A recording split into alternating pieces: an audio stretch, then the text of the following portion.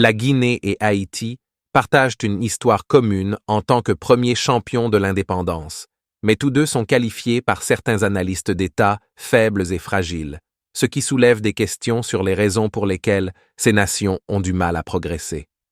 Des pays puissants comme la France et les États-Unis ont activement puni ces anciennes colonies pour avoir osé revendiquer et obtenir leur liberté.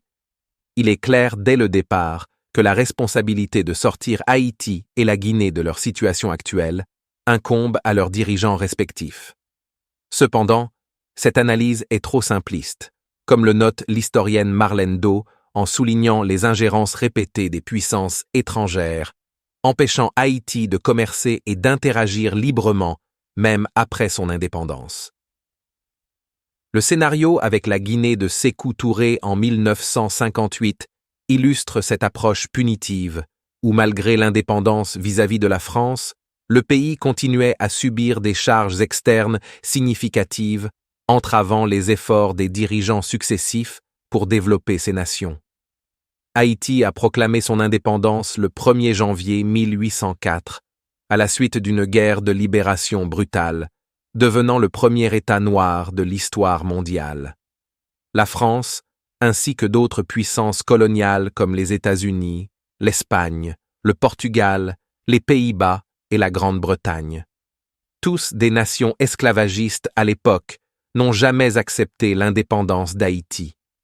La France a exigé un paiement pour sa colonie perdue, imposant une indemnité substantielle en 1825 qui dépassait la capacité financière d'Haïti, plongeant le pays dans une dette séculaire.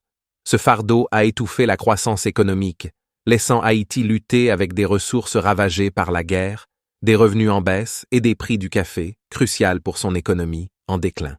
Dans le cas de la Guinée, la France a déstabilisé le pays après avoir rejeté l'adhésion à la communauté française proposée par Charles de Gaulle en 1958.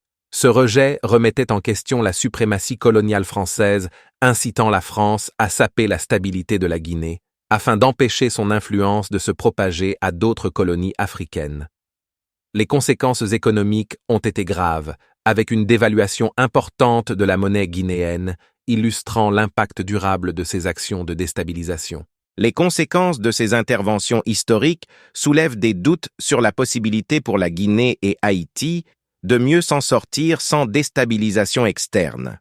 Le rôle de la France dans l'entrave au développement souligne les défis auxquels sont confrontés les dirigeants actuels de la Guinée pour naviguer dans les obstacles géopolitiques et économiques.